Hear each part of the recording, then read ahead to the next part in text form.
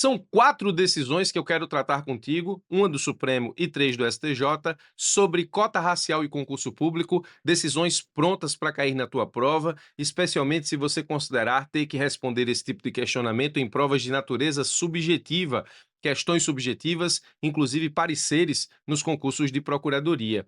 Eu quero te apresentar exatamente 4 decisões prontas para cair na tua prova. Eu estou falando em termos de disciplina, em direito constitucional e direito administrativo, mas em termos de subtópicos, estamos falando de ações afirmativas, concurso público, mandado de segurança, até mandado de segurança tem aqui no meio. Então fica muito ligado, fica muito ligada, porque você vai acompanhar comigo até o final, para que se isso cair na sua prova, você não tenha dúvidas na resposta. São 4 decisões importantes. Vamos começar primeiro pela decisão do Supremo Tribunal Federal na ADI 41 do Distrito Federal. O Supremo, nessa ADI, chancelou a constitucionalidade do que ficou conhecido como Sistema Misto de Identificação no que diz respeito às cotas raciais. O que é sistema misto de identificação? Quando alguém quer participar de um concurso público no sistema de cota racial, ou seja, concorrendo à vaga reservada para negro ou pardo, essa pessoa se autodeclara negro ou pardo para que, nesse caso, possa concorrer à vaga. Então, o sistema misto parte primeiro de uma autodeclaração. A pessoa que quer se submeter ao concurso, no que diz respeito à vaga destinada à cota racial, ela se autodeclara negra ou parda. Num determinado momento do certame, existe a etapa de heteroidentificação. Essa etapa de heteroidentificação é a apreciação das características fenotípicas do candidato. Atenção, características fenotípicas dizem respeito às características físicas. Teremos uma decisão importante do STJ sobre esse ponto. Aí, uma comissão do concurso, ela profere decisão, um parecer terminativo sobre a veracidade da autodeclaração. Então, existe uma autodeclaração unilateral por parte do candidato e existe uma etapa de heteroidentificação, onde a administração pública vai lá e valida esta autodeclaração. Atenção, o Supremo, nessa ADI 41 do Distrito Federal, ou seja, nessa decisão do Supremo Tribunal Federal, ele disse que a heteroidentificação por parte da comissão do concurso tem que sofrer controle administrativo, ou seja, é possível com que o candidato, se ele não concordar com a decisão da comissão, é possível com que ele administrativamente impugne essa decisão e aí ele pode apresentar reclamação, recurso administrativo e o próprio pedido de reconsideração, que são manejos administrativos a partir da não concordância com decisões da administração. Isso em homenagem ao princípio da ampla defesa e do contraditório. Agora também, obviamente, não poderia escapar às portas do judiciário, essa heteroidentificação também sofre controle judicial. Então, a ADI 41, ou por meio dela, o Supremo nos apresentou as etapas do sistema misto de identificação do sistema de cota racial e fez uma observação importante sobre o controle judicial e o controle administrativo da declaração da administração acerca da heteroidentificação, ou seja, da validação ou não da autodeclaração do candidato.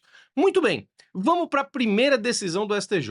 A primeira decisão do STJ, ela parte do seguinte questionamento: posso manejar mandado de segurança para questionar parecer emitido por comissão examinadora de concurso quanto ao fenótipo do candidato que se autodeclarou negro? Essa é uma pergunta interessante, inclusive já gravei vídeo aqui no canal à época dessa decisão, a utilização do mandado de segurança que, nesse caso, o candidato disse que a comissão errou ao caracterizá-lo como não negro ou não pardo, no caso foi não pardo, porque outros candidatos com características fenotípicas semelhantes à dele foram classificados como pardos e ele não. Então, ele pegou essa documentação e ingressou com mandado de segurança, questionando o seu direito líquido e certo, portanto, a ser considerado pardo em razão do erro da declaração da comissão no que diz respeito à heteroidentificação. O STJ disse assim, ó: é inadequado o manejo de mandado de segurança com vistas à defesa do direito de candidato em concurso público a continuar concorrendo às vagas reservadas às pessoas pretas ou pardas, quando a comissão examinadora de heteroidentificação não confirma a sua autodeclaração. Mesmo apresentando inúmeros documentos que comprovaram no mandado de segurança que a comissão do concurso acabou considerando pardo outras pessoas com características fenotípicas iguais à do impetrante no mandado de segurança, o STJ disse que o MS não é a ação correta, não é o manejo judicial correto, não é o procedimento correto para questionar esse tipo de situação, justamente porque no mandado de segurança você tem direito fundamental a um rito especial constitucional que exige prova pré-constituída, ou seja, não admite dilação probatória, e o STJ entendeu que essa situação ela precisa passar pela dilação probatória, ou seja, é preciso que haja uma possibilidade de contraprova robusta por parte da administração e isso demanda dilação probatória, a razão pela qual o mandado de segurança não pode ser utilizado no caso. Essa é uma decisão importante, é de lá de 2022, agosto de 2022. Segunda decisão importante sobre cota racial e concurso público. Fraude na heteroidentificação de candidato que concorre à vaga reservada à pessoa negra gera sua exclusão do certame? Essa fica até simples de responder. Esse questionamento é de fácil acesso, mas alguém já deve ter visto algum vídeo de alguém tentando fraudar uma heteroidentificação mediante comissão de concurso. A pessoa vai lá, se pinta de alguma tinta e aparece lá para parecer que tem características fenotípicas de pessoas pardas ou negras. Isso acontece e já aconteceu muito. A administração pública, nesse caso, claro que vai proceder à exclusão do candidato. Mas uma decisão importante do STJ resgatou aquilo que nós vimos na DI 41 do Distrito Federal, no sentido de que, também no caso de fraude, a administração precisa ofertar o contraditório e ampla defesa administrativa ao candidato, exatamente nos termos do que decidiu o Supremo na DI 41 do Distrito Federal. Nós vimos lá em cima que o Supremo disse que o sistema misto de identificação do sistema de cota racial deve sofrer controle administrativo e judicial. O que aconteceu no caso concreto aqui? A administração, em razão da fraude, não admitiu a possibilidade de apresentação de recurso administrativo dessa decisão por parte da comissão. E, nesse ponto, a administração errou porque não fez cumprir aquilo que decidiu o Supremo na DI 41 do DF. Assim disse o STJ.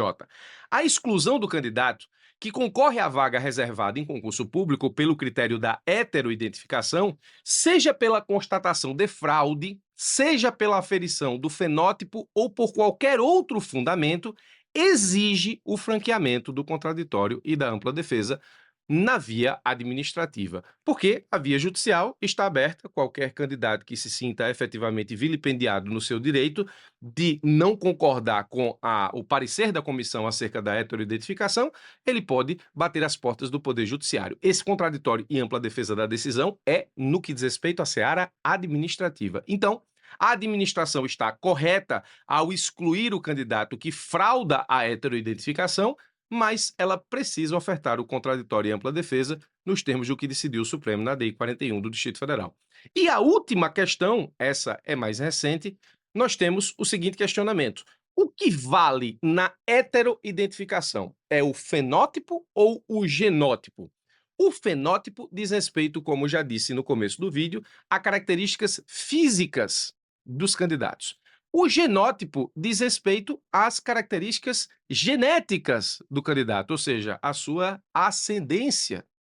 O STJ disse: o critério de orientação para a confirmação do direito à concorrência especial funda-se no fenótipo e não meramente no genótipo, na ancestralidade do candidato. Até porque, se nós formos falar em genótipo, grande parte da sociedade brasileira poderia demonstrar, em termos de ancestralidade, que se encontra na sua linha genética uma pessoa negra ou parda.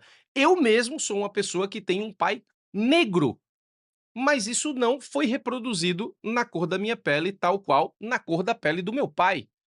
Mas penso que isso não é uma situação isolada minha. Praticamente é, como disse, a sociedade brasileira, ela é muito miscigenada, então em algum momento você conseguiria demonstrar que na sua linha de ancestralidade existe uma pessoa negra ou parda.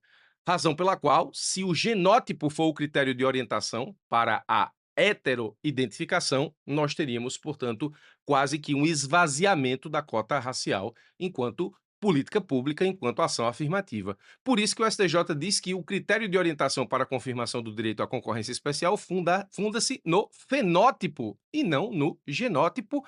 Essa decisão do STJ é mais recente, é de outubro de 2023. Então, muito bem, acabamos de discutir 4 decisões importantes, uma do Supremo e 3 do STJ, sobre cota racial e concurso público.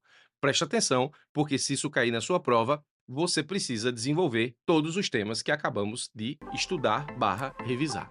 Muito obrigado pela sua atenção, forte abraço e até os nossos próximos encontros.